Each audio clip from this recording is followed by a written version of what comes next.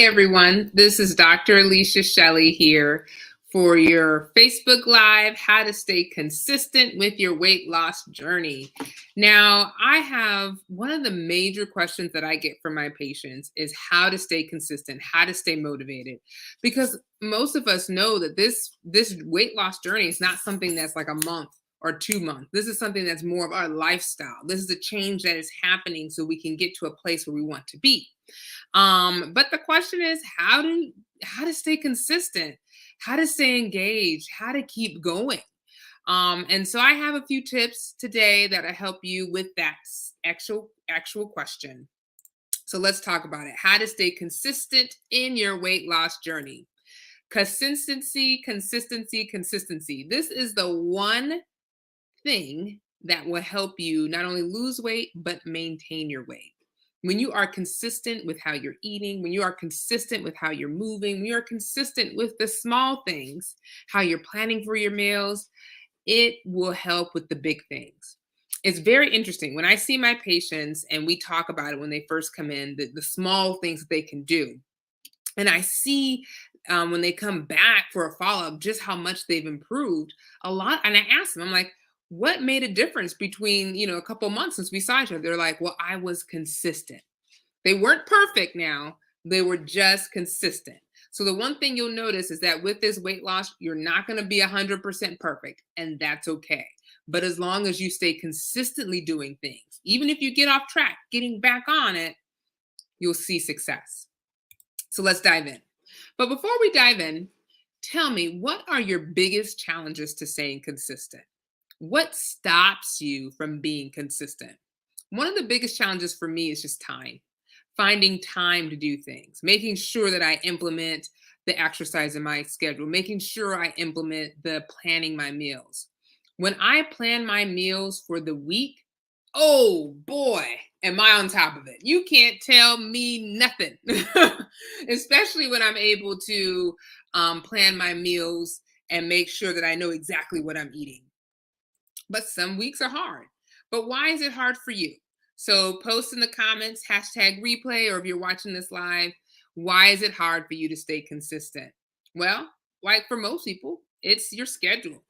You're busy. Things happen. You may have kids that have extracurricular activities that you have to drive them to. You may have a spouse that needs your attention. You may have work that needs your attention. You may even have chores at home, chores that you have to do. But it's just so hard to stay consistent. So obligations, you may have obligations at church, obligations out at your charity, all these different obligations that stop you from being consistent. Work. And then you may just be plain stressed and burnt out. Sometimes when you get to that place of stress and burnt out, you don't want to do anything, not a thing. And so definitely that can make it hard to stay consistent. Now, let's talk about some tips to staying consistent. Number one, schedule your healthy habits. So I mentioned to you that one of the big things for me, if I can schedule what I'm going to do, if I can meal prep, the week is going to go by smooth and I know what I'm doing and it just goes by a lot better. But when I don't schedule these things, it's not getting done. So one example of this is that I may have mentioned this, I'm training for an Ironman. So that requires exercise a couple times a day. And so sometimes if I do not schedule when I'm going to go swimming, I'm not going to go swimming. And not only do I schedule it, I need to make sure my stuff is in the car so that when I leave, I have what I need. A good example, I was supposed to go swimming before this Facebook Live. Unfortunately for me, I left my swimming gear, my shower, my swimming cap, my goggles, all of it at home. And I said to myself, you are not serious. Not serious.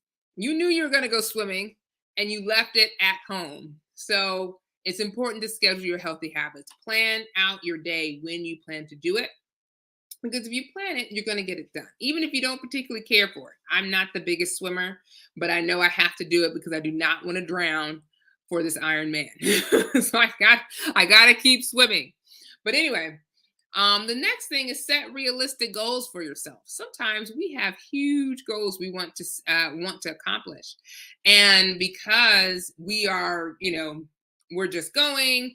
We're like, and a good example of this may be, okay, I'm not an exercise. I haven't been exercising, and I want to start an exercise program. And so an unrealistic goal would be, well, I'm going to run a marathon in a month from now. Now, you need a lot longer than a month to run a marathon. That's an unrealistic goal. But a realistic goal, if you haven't been exercising, is like, hey, I'm just going to start. So I'm going to start with walking, and I'm going to walk 30 minutes a day, 5 days out the week, and then maybe a little bit on the weekend, and start there and kind of build your way up. So definitely start with realistic goals. When you don't have realistic goals, it can be very discouraging and you may quit. So make sure you set realistic goals. Next, set non-eating rewards. Now, we're all love a good reward. I'll be honest with you. I will do a race for a medal in any day. And so a lot of times we need to reward ourselves for actually, completing our goals. And so a good example of non-eating rewards is like, oh, I'm gonna go buy a dress for myself, because I exercise, I was consistent with my exercise for the week, or I was consistent with my exercise for 2 weeks. I'm gonna go buy myself a dress. Or for me, I wanted to lose like so much weight. And so when I lost that weight, I bought myself an air fryer, you know? So it's just doing something that kind of rewards you for meeting your goal. And there's no right or wrong. It's just as long as it's not eating. And you can decide on what works for you. All right. Check in weekly with yourself. Now, with this check in, it's important for you to realize how your week went. So a good example of this is like at the end of the week, or kind of the beginning of the week for me, I will weigh myself and see how did I do. You know, I'll look back and say, hey, Alicia, did you actually do the exercise you outlined? Did you actually meal prep? And if I didn't do that, I'll figure out what happened and then how can I get back on track for this coming week. This kind of gives yourself a clean slate because some days, some weeks are going to be worse than others, but at least once you checked in yourself, you figured out what went wrong, what went right, then it helps you to kind of not dwell on the fact that, oh, I didn't do anything, didn't do things perfectly the last week. So you got to keep going. So what to do with your weekly check-in? Well, number one, weigh yourself. Weigh yourself. Take your measurements, check your chest, check your waist, check your hips, and see how you did. Sometimes you may not see the scale move, but you'll notice that your clothes fit differently. You'll notice that your waist is going in. A lot of times we get discouraged when we don't see the scale move. However, if you notice that you're losing inches, then that tells you your body's changing. You're developing a little bit more muscle and less fat, and your inches are going down. And that's why sometimes you don't see that scale move because you're building muscle. And muscle weighs heavier than fat, but it also burns more calories than fat. So it is important to actually tone and have muscles. Next, in your weekly weigh-in, review your why and your vision for the future. So before you start your weight loss journey, you really need to know why you're doing it. And the why is personal to you. There's no right or wrong, but you want to make sure that it's something that motivates you. I'm not going to be motivated if one of my colleagues says I'm fat and I want to prove her wrong. No, I don't care about her. I don't care about that person. You can say whatever you want to say to me. It doesn't make a difference. You're not the reason why I get up in the morning and go swimming and exercising. But when you have a why that means something important to you, it's all the difference in the world. I see my patients and they tell me, they're like, I'm changing my life because I want to get off these medications, or I want to not be a diabetic, or I want to not have high blood pressure. These are very strong whys. These are whys why you get up and keep going even when you're tired, because you really want to get off medication. I had one lady, she needed to have knee surgery. She had to lose 40 pounds for the knee surgery. And it took her about 9 months, but she lost that 40 pounds because she was consistent. She got up and she was exercising every day for an hour, doing chair exercises because she couldn't move because her knee was hurting. But she kept going and she lost those 40 pounds because she had a strong why. The other thing I would say is have a vision for what you want to see. Do you want to see yourself in a certain size? Do you want to see yourself, with no medication or being able to walk up the stairs without being short of breath? Have that vision for what you mean when you say, oh, I want to get healthy or I want this. Spell it out so that as you're going through your weekly check in, you can ask yourself, am I actually meeting that vision? Am I getting close to that vision that I see in the future? And sometimes when you don't spell it out, you may miss it. You may miss the fact that you've gotten to a stronger place than you were. Many times with my patients, I have to remind them. I'm like, wait a minute. When we first started, you said you wanted to be able to walk up a flight of stairs without being short of breath. You did that. You need to celebrate. You need to celebrate. I mean, it's a big thing. You know how many people go up the flight of stairs and are like, they're huffing and puffing because they just haven't been exerting themselves. So the fact that you can do that and you're not huffing and puffing, celebrate, celebrate. All right. So ask yourself the following questions. Did I complete the goals that I set forth? What were my wins for the week? What were my challenges for the week? What can I do to overcome those challenges for the next week? Because remember, clean slate, we're starting over. And then the question is, what are my goals for the next week? And have 3 goals that you're trying to accomplish with each and every week. This will help you stay consistent for your weekly check-ins. Now, the other thing, what to do in your weekly check-ins, make sure you have self-compassion. Self-compassion. We are our worst enemies and can be our worst critics. We just we don't do something right, and myself included, I feel the worst. I felt really bad that I didn't go swimming today, but that's okay because tomorrow I'm going to wake up early. I'm going to get my exercise in. So, but we have to have self-compassion. Know that there's some days you may not feel like exercising that day, and it's okay, but get it the next day, but make sure you kind of keep still going forward. So have self-compassion. Now, how do you plan to implement being consistent in your everyday life? Number 1, make yourself a priority. You deserve to be a priority.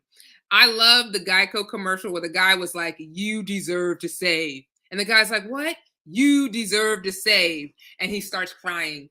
I don't want you to cry, but you deserve to be a priority. Sometimes we are so busy putting everyone else first that we neglect ourselves. But guess what? You can't be healthy and help others if you are unhealthy.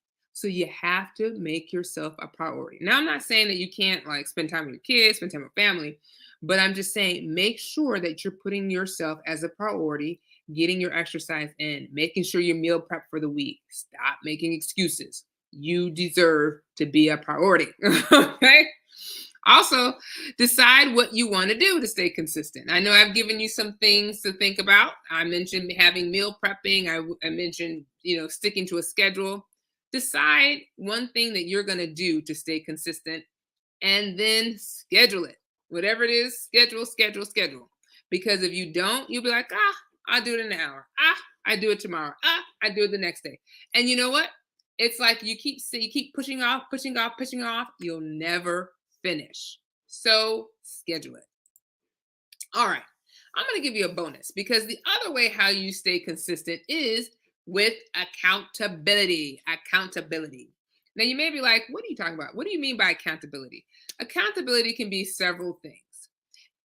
It can be having a partner, having a friend that you can be able to say, hey, look, text and be like, hey, look, I did my exercise today. Or you have a friend who walks with you or a friend who encourages you. By having an accountability partner, it shows that you are not alone, that you have somebody who's trying to help you get to your next goal.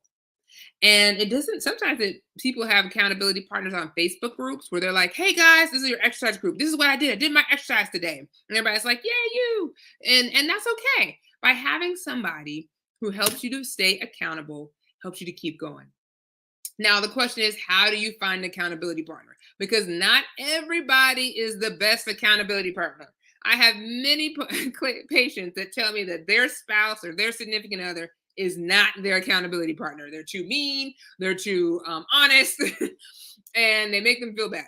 And regardless of whoever it is that you have besides you that's helping you stay accountable, you want to make sure this is a person who is striving to be healthy and is willing to encourage you.